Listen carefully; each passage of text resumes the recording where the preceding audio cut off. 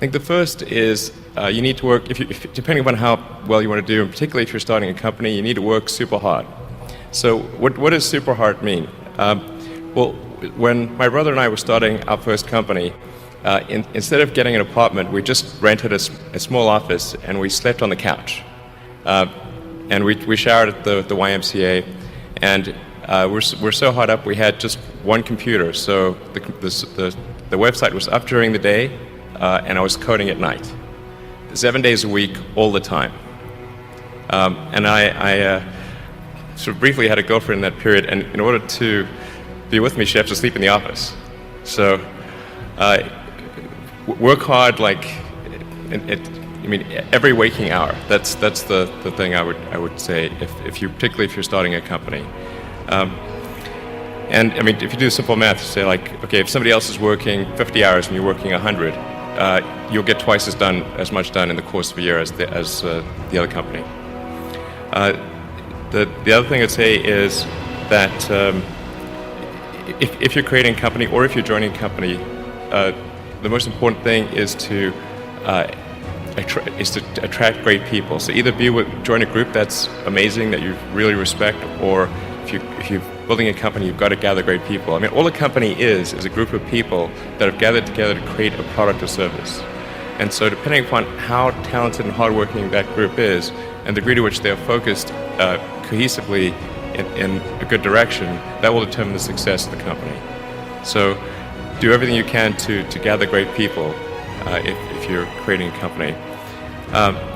Then I'd say focus on signal over noise. A lot of companies get confused. They spend money on things that don't actually make the product better. So, for example, at Tesla, we've never spent any money on advertising.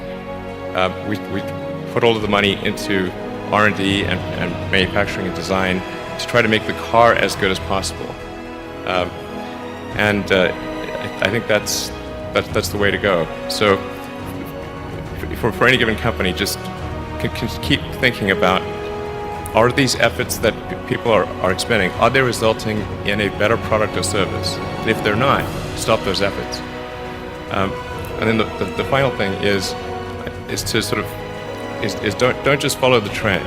So you may have heard me say that it's good to think in terms of the physics approach, or first principles, which is, rather than reasoning by analogy, you boil things down to the most fundamental truths you can imagine, and you reason up from there. And this is a good way to figure out if something really makes sense, or if it's just what everybody else is doing. It's hard to think that way. You can't think that way about everything. It takes a lot of effort. But if you're trying to do something new, it's the best way to think. And that framework was developed by physicists to figure out counterintuitive things, like quantum mechanics. So it's really a powerful method. Anyway, so that's, and then I think that the final thing I would encourage you to do is, now is the time to take risk. You don't have, you don't have kids. Your obligation. Well, sorry, probably don't have kids.